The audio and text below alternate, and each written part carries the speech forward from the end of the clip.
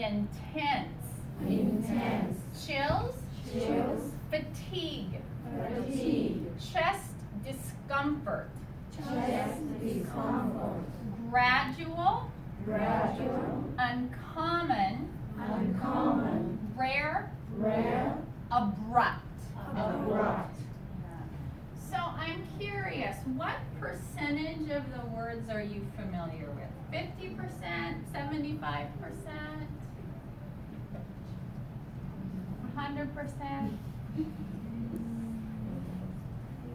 80? So you know maybe a quarter, 3/4 of them. Okay. So I think we'll all be different.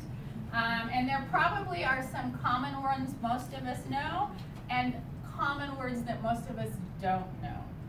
So I want to do things a little bit different today, talking about meaning for the words. So oftentimes we'll look at pictures or work together. Today I want you to come up with the meaning if you can. I want you to try it. But again, don't use your phones yet, because there's a lot of information you already have and you already know that can help you figure out what these words mean.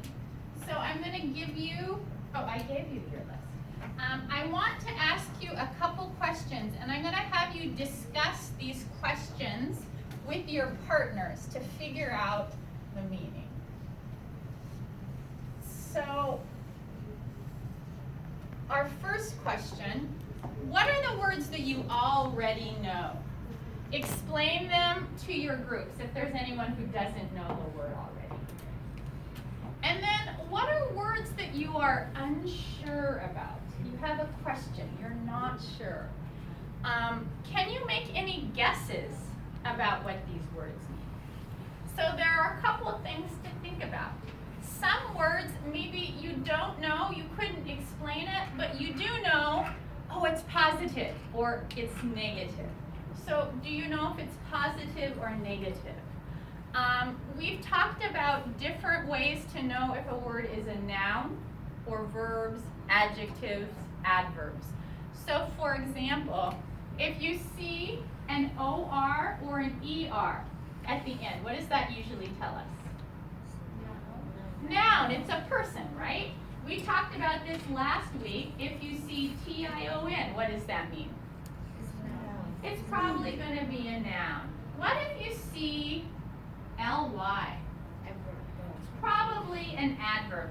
So there are some different clues like this you can use to help you understand a word. Can you break the word into parts that you know? So for example, one of our words is onset. Can you break that into smaller words that you know? Yeah, on you know, and set you know. So when you break it down, does that help you understand it? And then the last one, have you ever heard the word before? If so, what were you talking about, right? Maybe you say, I see that when I go to the doctor. I don't know what it means, but I know it's something to do with health. Or do you often hear it with other words, right? We talked about words that often go together. So it's almost like you are a detective. As you're working, see if you can use clues like this to figure out the word. And I would like you to do this together, because as you talk to your partners, you'll learn a lot more and share your ideas. So let's, again, go back to your same groups. Let's spend about 10 minutes. We'll see how long you need, but start with 10 minutes talking about the meaning of these words, okay?